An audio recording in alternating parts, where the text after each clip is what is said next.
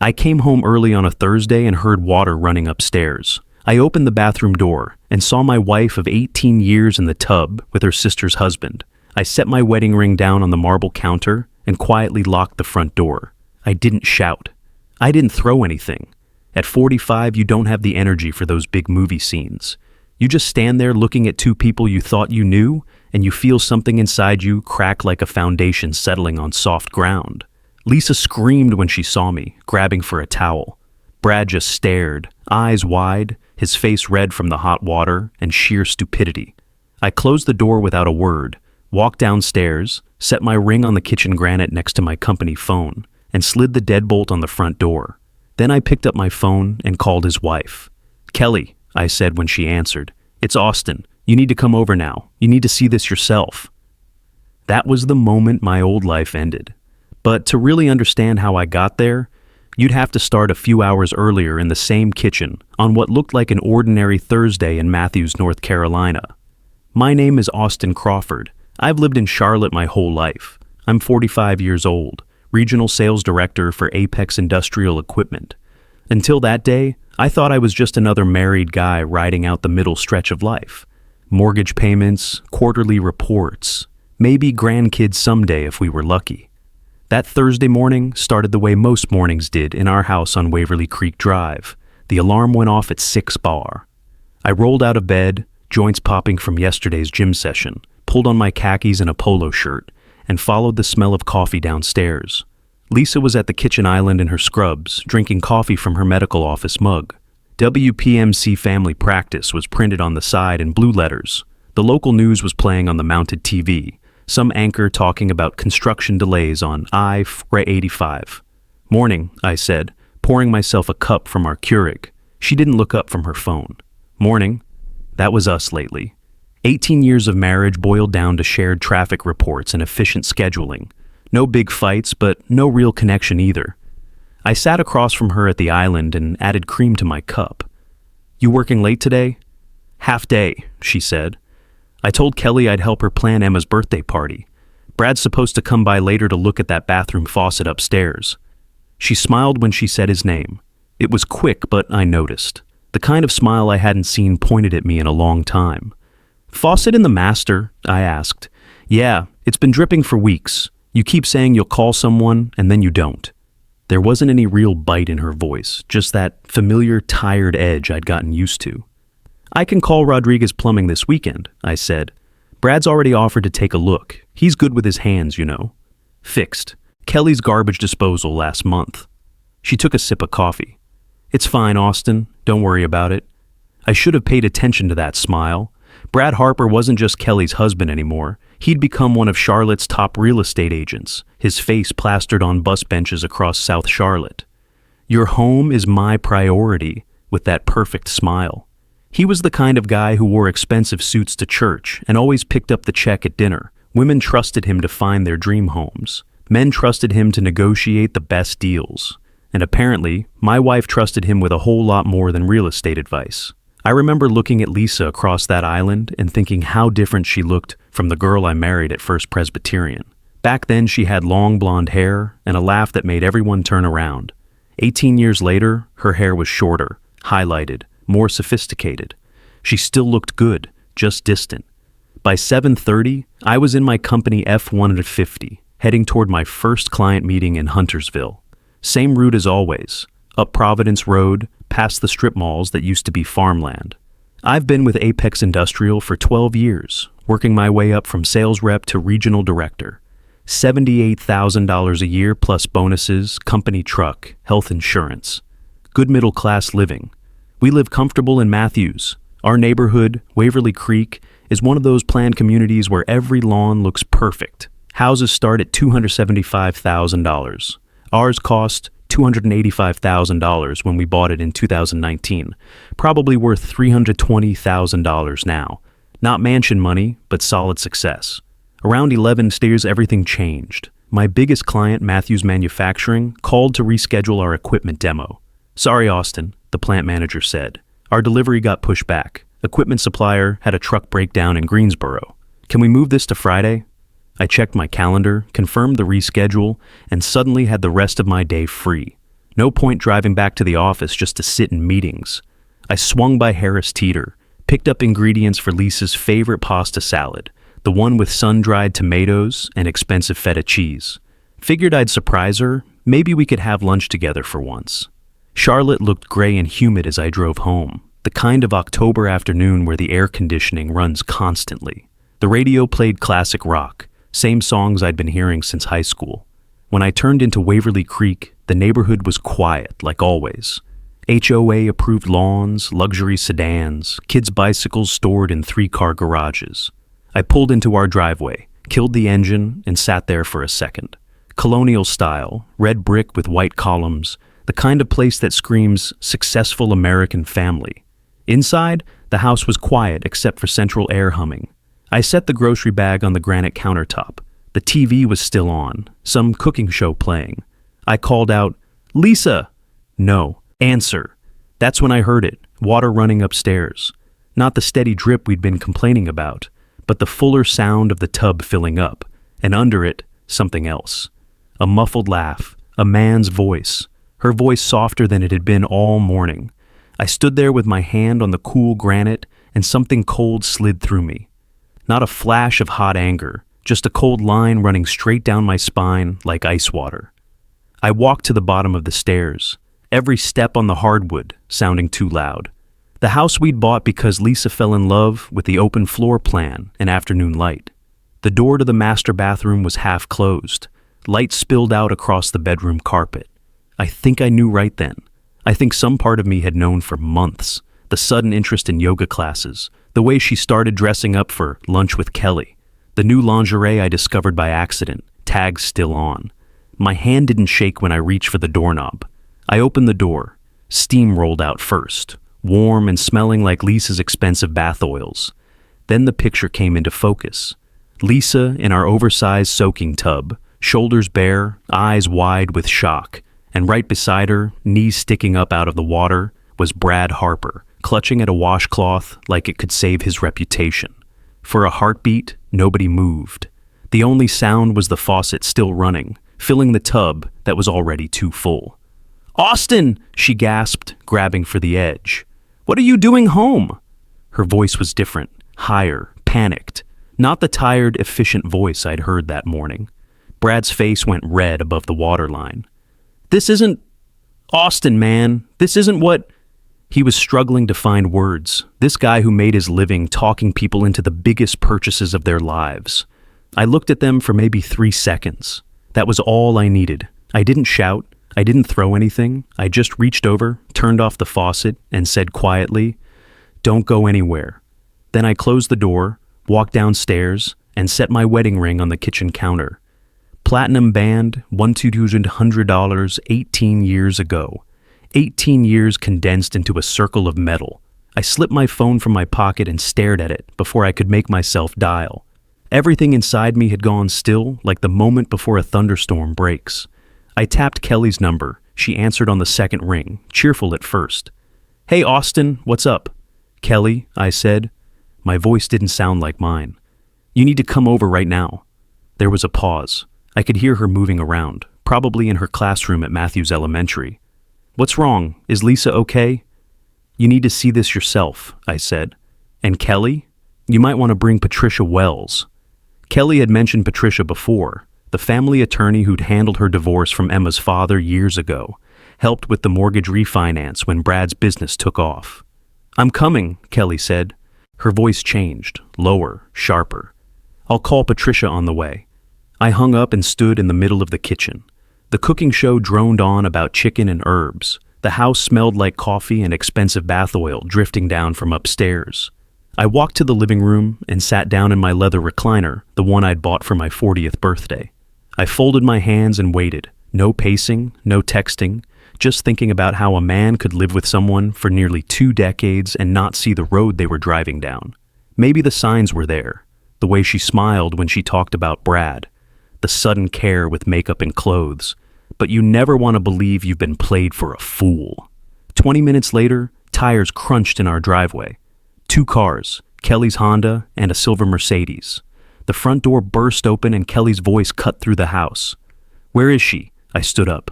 Upstairs, master bathroom. Kelly was already charging up the stairs, her teacher heels clicking on hardwood. Behind her came another woman, Patricia Wells, maybe 55, gray hair pulled back, wearing a navy business suit and carrying a leather briefcase. "You must be Austin," she said, extending a firm handshake.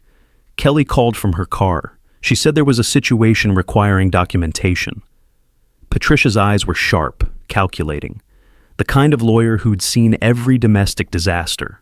I've handled Kelly's legal work for years. Her first divorce, custody arrangements, the mortgage refinance when Brad's real estate business expanded.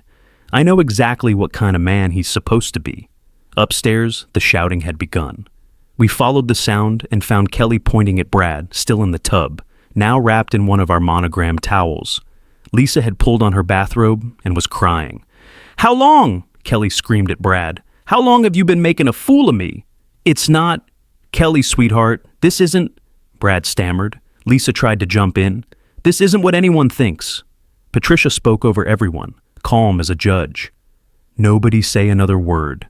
The room fell quiet. She lifted her phone, snapped 3 pictures, then turned to me. "Austin, how long were you downstairs before calling Kelly?" 10 minutes, I said. "Good," she replied. "Plenty of time for a judge to consider it a cooling-off period. You didn't act in anger." Kelly barked a bitter laugh. "At least someone here has some sense." Lisa wiped her face, mascara streaking. "Austin, can we please talk alone?" "No," Patricia said firmly. "You had your private time with someone else." Lisa glared at her. "Who are you?" "I'm the woman who's about to make sure Austin and Kelly don't lose a penny in this mess," Patricia replied. "And technically, Mrs. Crawford, this is Austin's house. His name is on the deed."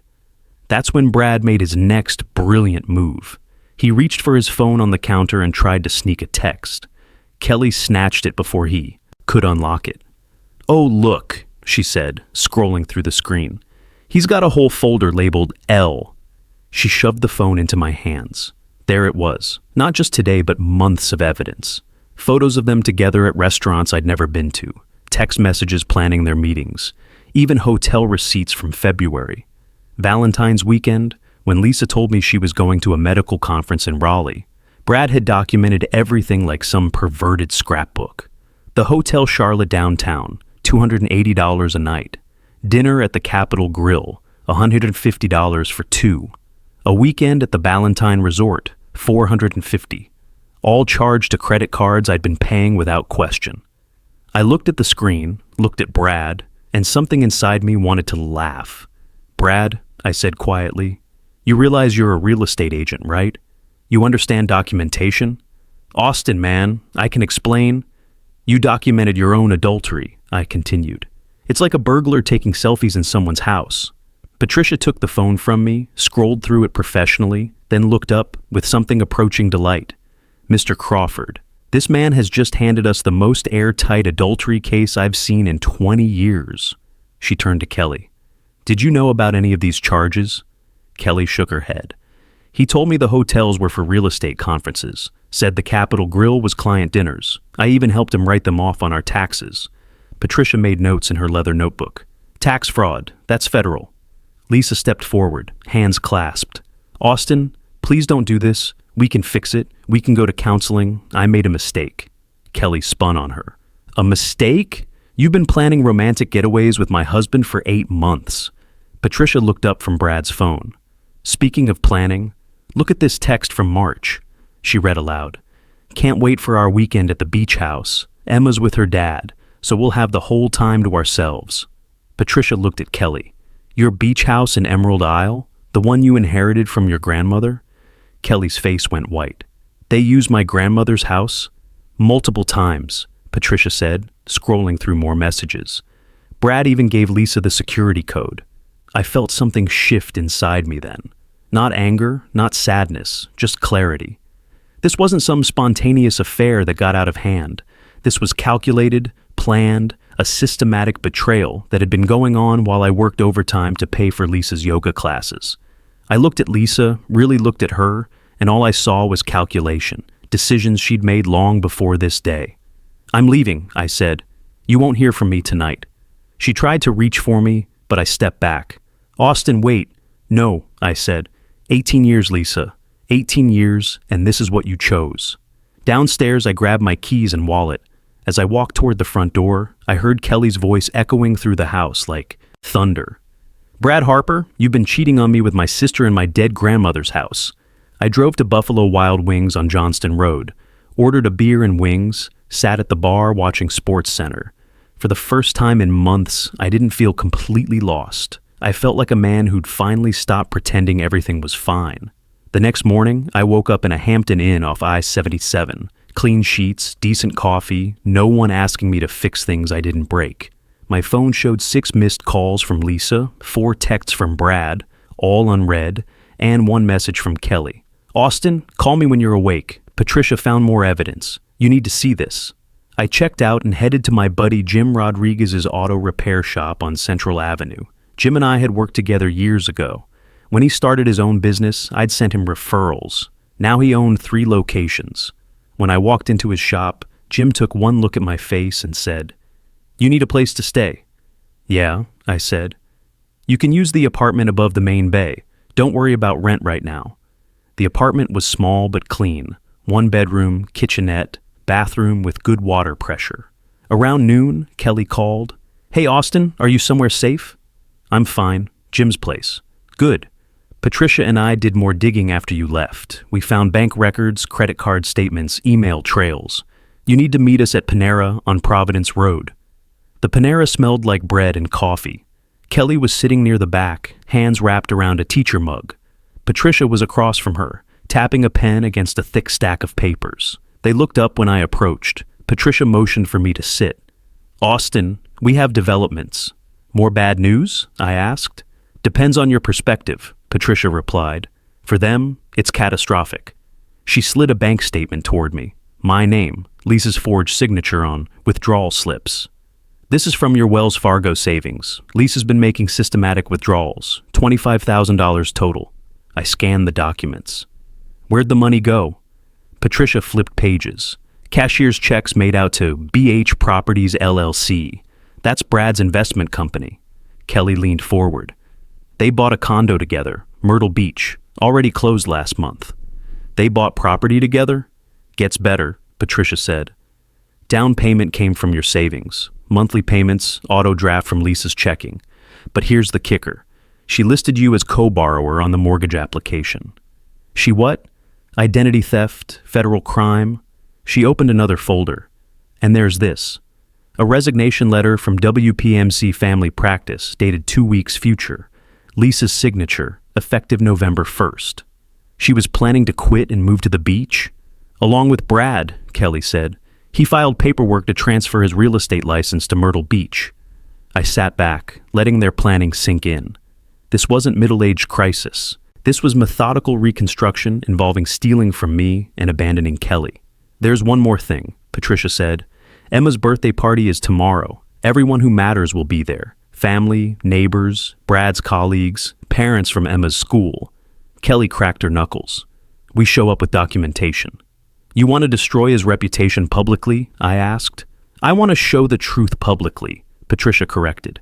"Brad Harper's entire business depends on trust. People hand him keys to their homes, give him access to financial information, rely on him for the biggest purchase of their lives. How many clients do you think he'll keep when word gets around?" The party was held at Kelly's house in Ballantyne, one of those neighborhoods where every lawn looks like Augusta National. I arrived exactly on time, wearing khakis and a navy blazer, the uniform of a man who belonged at family gatherings.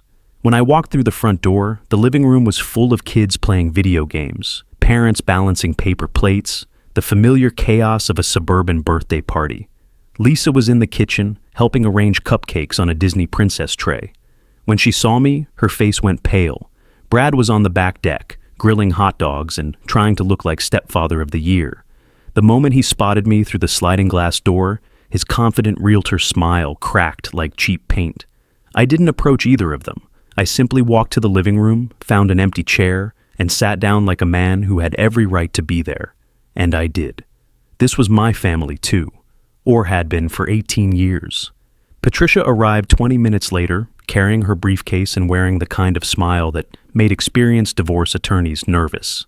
She positioned herself near the kitchen, close enough to hear everything, but far enough to seem casual. I noticed Brad's business partner from Century 21 in the living room, along with two of his biggest clients who'd become family friends.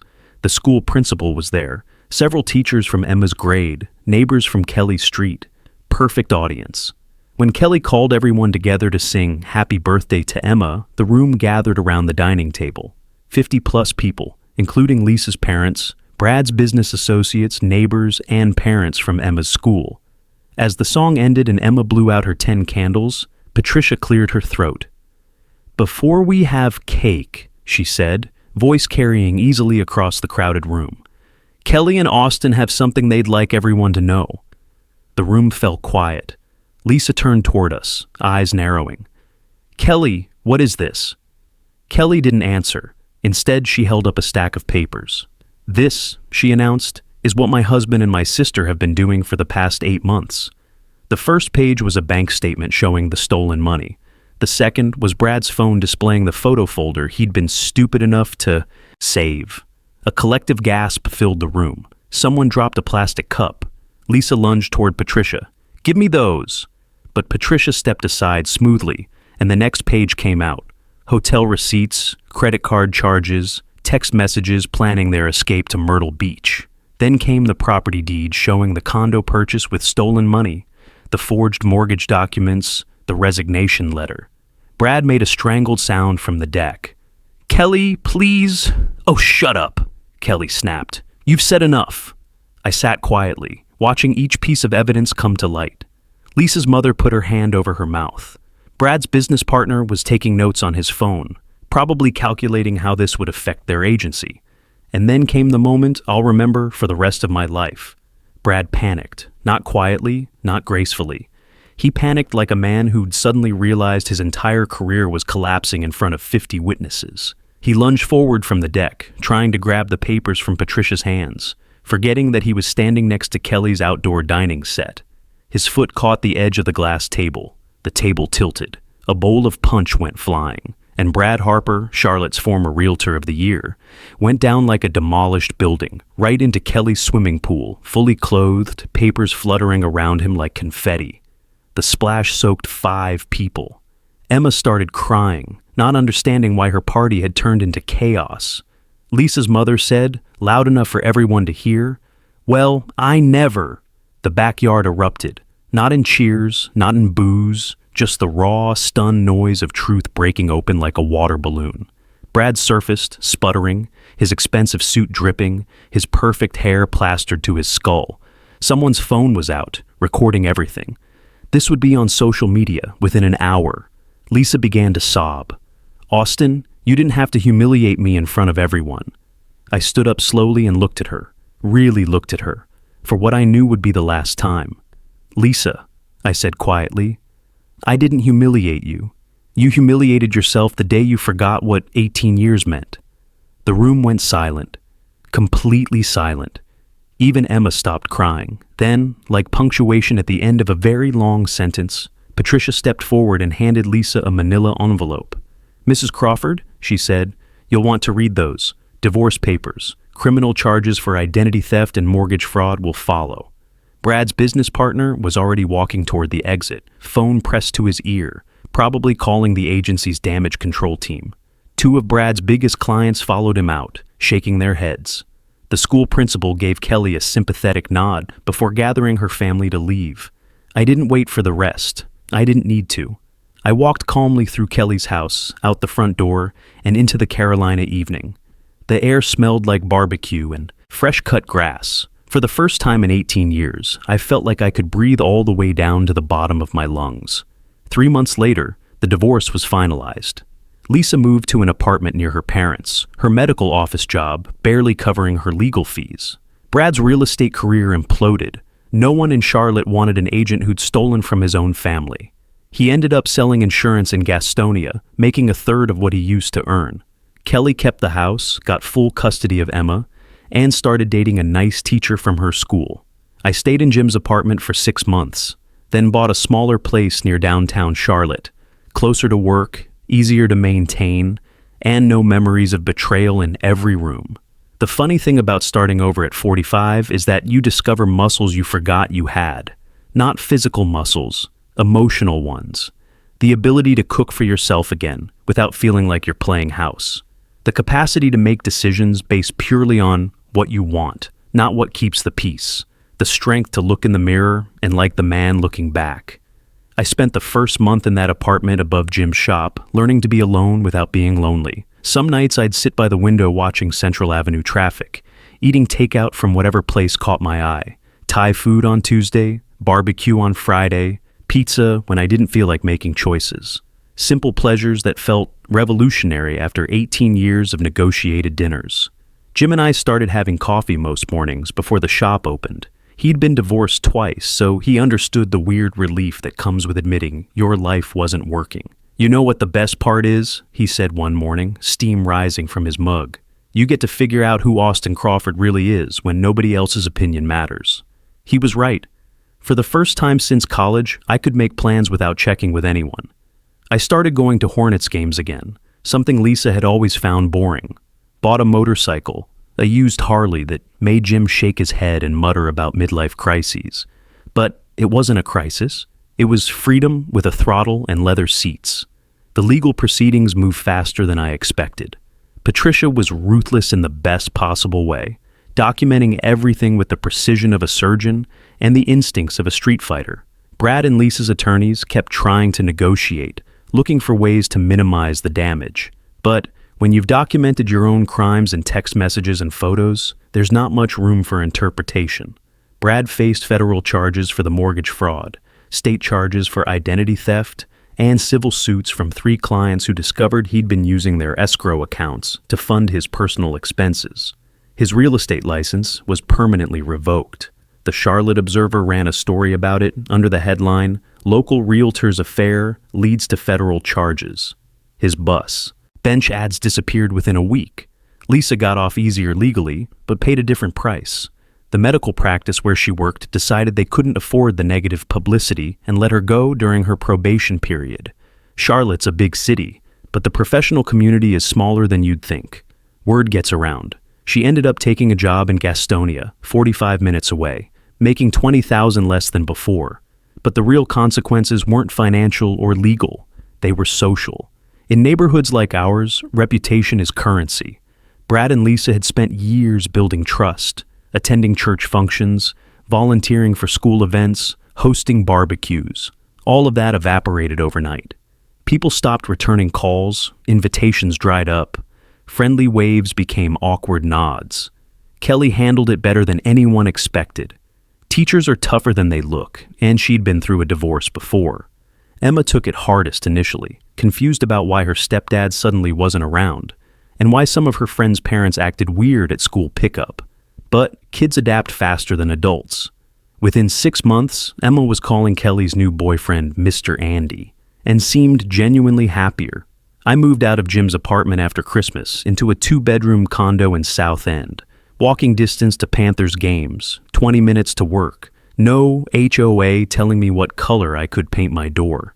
The first night in my own place, I grilled a steak on my tiny balcony, opened a good bottle of wine, and called my brother in Denver. "You sound different," he said after I'd filled him in on everything. "How so?" "I don't know, lighter maybe, like you're not carrying something heavy anymore." He was right. For years I'd been carrying the weight of a marriage that wasn't working, pretending everything was fine when it obviously wasn't. Now that weight was gone. Spring came early to Charlotte that year. I started dating again, nothing serious, just coffee with a woman from my gym, dinner with a friend of Jim's sister. It felt strange at first, remembering how to be charming without trying to solve someone else's problems. But it came back gradually, like riding a bike after years of walking. The best moment came 6 months later, at Harris Teeter, of all places. I was buying groceries for myself, stuff I actually wanted to eat, when I spotted Lisa in the produce section. She looked tired, older, like someone who'd been living with consequences. We made eye contact across the vegetables. She started to approach, maybe to apologize or explain or ask for some kind of closure. But I just nodded politely and kept shopping. I didn't feel anger anymore, or satisfaction, or even curiosity about what she might say. I felt nothing at all, which was exactly what she deserved after 18 years. That's when I knew I'd really moved on. Not when I stopped being mad, but when I stopped caring enough to be mad. If you're over 40, and this story gave you a little strength today, if it reminded you that dignity still matters, or that you're never too old to start over with your head held high, I'd be grateful if you'd share this with someone who might need to hear it. Sometimes the best revenge isn't getting even. It's building a better life than the one they tried to take from you. At 45, I learned that starting over isn't the end of your story. It's just the first honest chapter of whatever comes next. And honestly, whatever comes next feels pretty damn good. Thanks for listening.